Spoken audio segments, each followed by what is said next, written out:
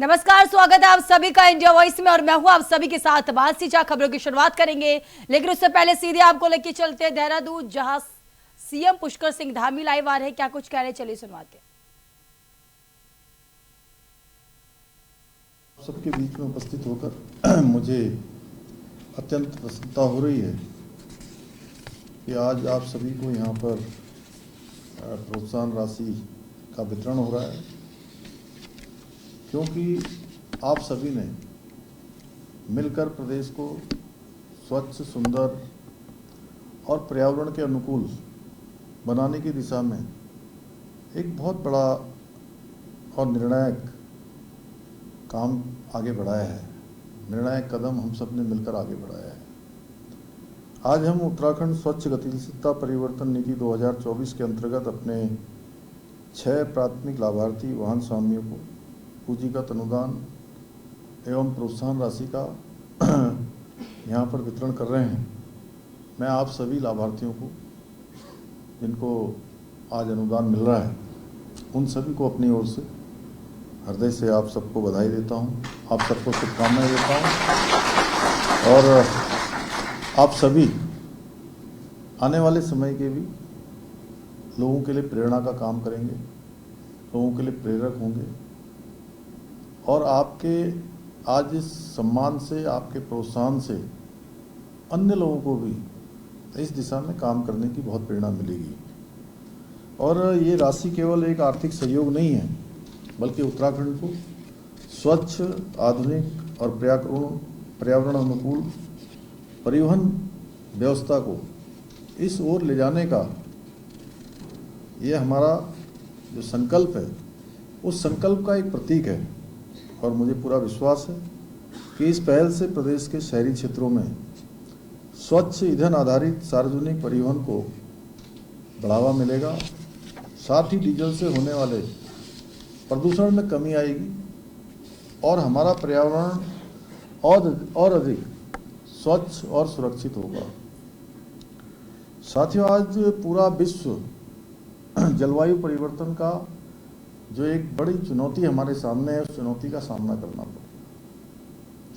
रहा है। आप देख रहे होंगे, कभी बरसात ज़्यादा होती है, कभी कम होती है, कभी वर्षा काल में सूखा हो जाता है, सर्दियों में गर्मी होने लगती है, गर्मियों में गर्मी का एहसास नहीं होता है, अचानक बादल फटने लगते हैं, कहीं एकदम से हिमस्खलन होने लगता है, कहीं पर लैंडस्लाइड हो जाता है। तो ये सब आज जो ग्लोबल वार्मिंग है, जलवायु परिवर्तन है, उसका ये प्रत्यक्ष जो दुष्प्रभाव है, वो हमारे सामने आज हम उसका सामना कर रहे हैं। और विकास भी कैसा होना चाहिए, ये भी हमारे लिए बहुत बड़ी चुनौती होता है। पूछते हैं लोग कि भाई इतना निर्माण कार्य हो रहा है, बिल्डिंगें बन रही हैं, भवन बन रहे हैं, गाड़ियां चल रही हैं, कल कारखाने चल रहे हैं, एसी चल रहे हैं दुनिया भर के, तापमान तो वैसे ही बढ़ जाता है। अभी तक जो है ज्ञान, विज्ञान, science and technology, innovation, research, इन सब ने हमको जो है बहुत सारी सुविधाएं तो दे दी हैं, भौतिक रूप से दे दी ना। देखिए, बाहर टेम्परेचर 35-40 हो रहा है, हम लोग अभी यहाँ पर 20 में होंगे। तो रमन जी कितने में होंगे? 20-22 में होंगे। तो कितना अंतर है? 15-20 डिग्री का अंतर है। तो कहीं ना कहीं तो बैलेंस होगा उसका। ये हमको विज्ञान ने दिया है, लेकिन प्रकृति ने वो दिया है जो बाहर है।